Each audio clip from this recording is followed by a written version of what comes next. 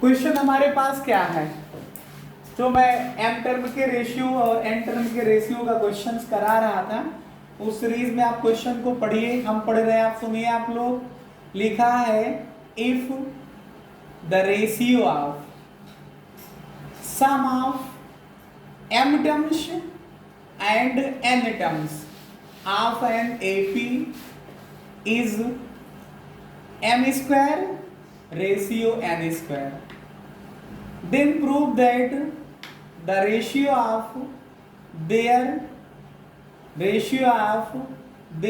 mth term and nth term is 2m minus 1 ratio 2n minus 1। यही लिखा है। मतलब ये कि कोई एपी है, कोई समांतर श्रेणी है, तो उसके पहले m और n पदों के योग का जो अनुपात है वो क्या दिया है रेशियो में, m square ratio n square है। तो सिद्ध करना है कि उनके mth टर्म mवें पद और nth टर्म का मतलब nवें पदों का जो रेशियो होगा, अनुपात होगा, वो 2m minus 1 ratio 2n minus 1 है। ठीक है। अब एक ही तो एपी की बात कर रहे हैं, तो एक एपी का फर्स्ट टर्म मान लीजिए और कॉमन डिफरेंस ले लीजिए। ठीक है, तो लेट कर लीजिए, लेट अस कंसीडर फर्स्ट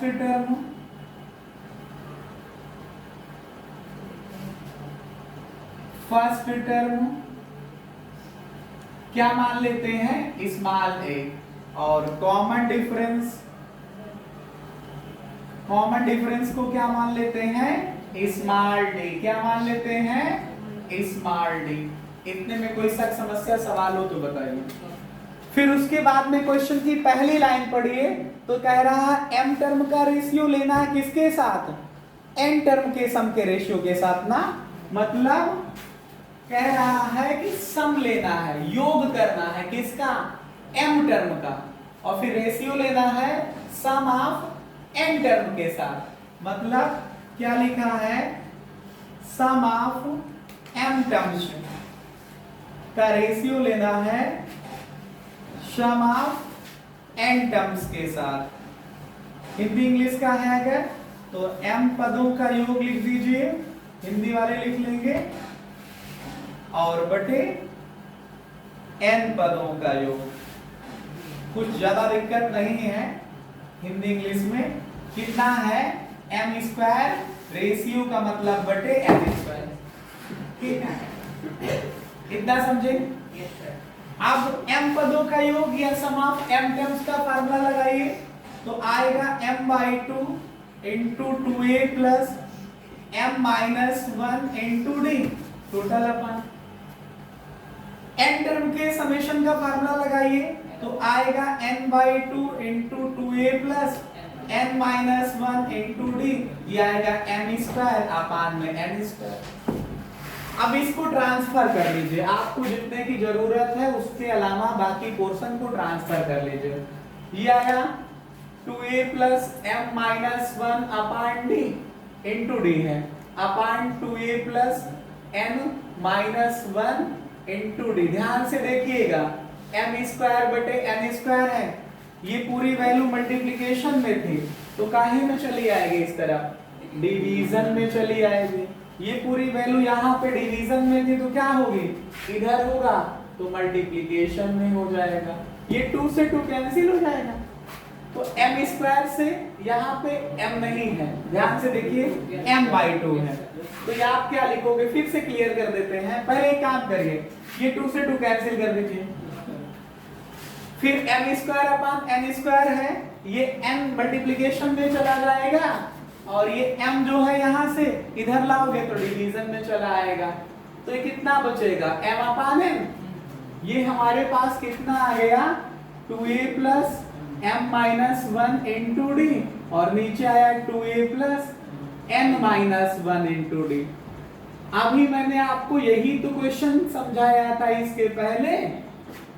क्या हमारे पास यहाँ पे 2a है ना, बोलो, उसके करेस्पॉन्डिंग यहाँ पे क्या चाहिए। अभी जैसे मैंने कहा था 25वां टर्म निकालिए, तो कह रहे थे कि सर इसके स्थान पे आप 49 रखिए, उससे एक कम पड़ के 48 मैनेज हो जाता है। तो यहाँ पे क्या रखे दोनों तरफ हम कि वो मैनेजमेंट हो जाए।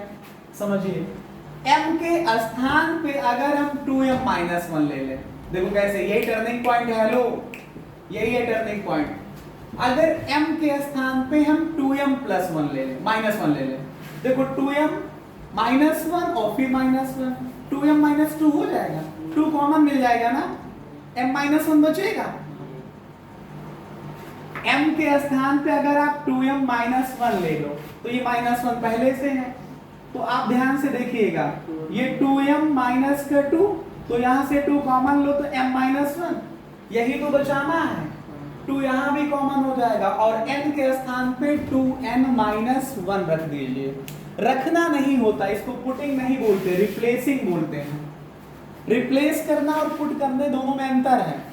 रिप्लेस करने का मतलब होता है कि उसके स्थान पे उस वैल्यू को वहां से हटा करके उसको हटाइए, दूसरे को रिप्लेस कर दीजिए। ठीक है, तो क्या करिए, बोलिए, replacing m by 2m minus 1 and n by 2n minus 1। m को रिप्लेस कर दीजिए 2m माइनस 1 से और n को रिप्लेस कर दीजिए 2n माइनस 1 से। हिंदी वाले क्या लिखेंगे, m के स्थान पे 2m माइनस 1 तथा n के स्थान पे 2n माइनस 1 प्रतिस्थापित करने पर। रिप्लेस का मतलब होता है प्रतिस्थापित करना, सब्स्टिट्यूट करना। तो क्या लिखेंगे, m के स्थान पे 2m माइनस 1 तथा n के स्थान पे 2n माइनस 1 प्रतिस्थापित करने पर। Replacing m by 2m minus 1 and n by 2n minus 1। करिए, रिप्लेस करिए तो आएगा 2a प्लस m के स्थान पे 2m minus 1 into d upon 2a plus n के स्थान पे 2n माइनस 1 फिर माइनस 1। देखो n के स्थान पे ये लिख रहा हूं और m के स्थान पे ये लिख रहा हूं, माइनस 1 तो दोनों में बाद में है ही है। वही कार्य राइट हैंड साइड में करिए तो 2m minus 1 upon 2n minus 1।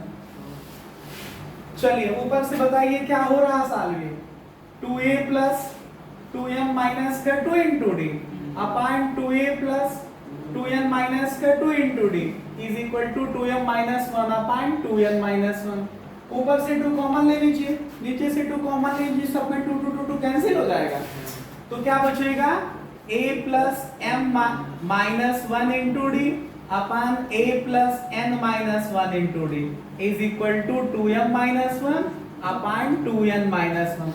तो ये क्या आ गया, बताइए, ये क्या आ गया, ये जो आया है a plus m minus 1 into d upon a plus n minus 1 into d की value 2m minus 1 upon 2m minus 1।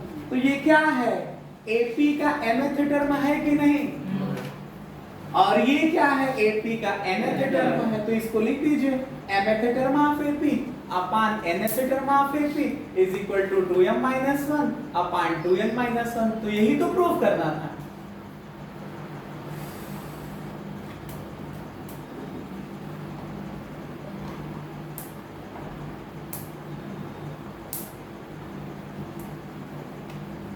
कोई सा समस्या सवाल इतने में नहीं होना चाहिए, है कुछ पूछना हो तो पूछ लो, नहीं तो बाद में आप लोग वीडियो को देख करके पूछेंगे कमेंट बॉक्स में ना।